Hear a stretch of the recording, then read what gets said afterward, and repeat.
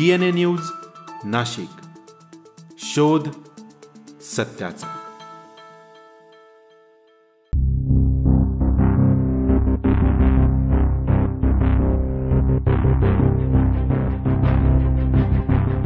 नाशिक शहरातील पुणे रोडवर असलेल्या काठे गल्ली परिसरातील मोकळ्या भूखंडामध्ये अनधिकृतपणे धार्मिक स्थळ उभारण्यात आलं होतं।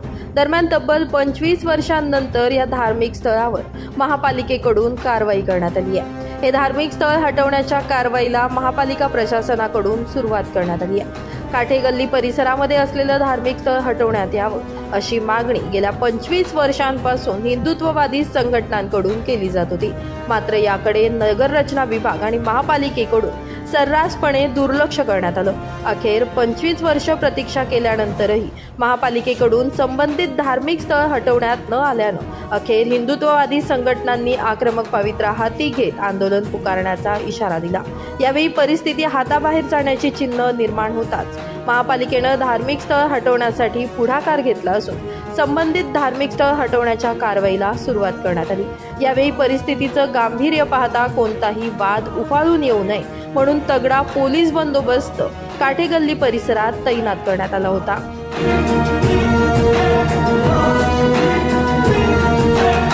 दरम्यान धार्मिक स्थळ हटवण्यासाठी तब्बल 25 वर्ष महापालिकेला का लागली? 25 वर्षांपासून संबंधित विभाग याकडे दुर्लक्ष का करत होता?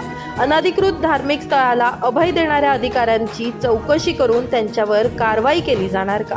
यांचं विविध प्रश्न या निमित्तानं उपस्थित झाले।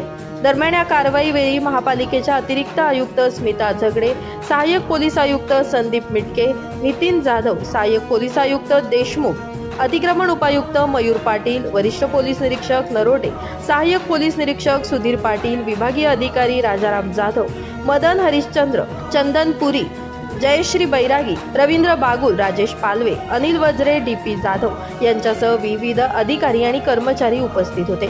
दरम्यान या कारवाईला कोणतंही गालबोट लागू नये आणि कोणताही धार्मिक तणाव निर्माण होऊ नये यासाठी पोलिसांकडून मोठ्या प्रमाणावर फौजफाटा तैनात करण्यात आला असल्याचं बघायला मिळालं।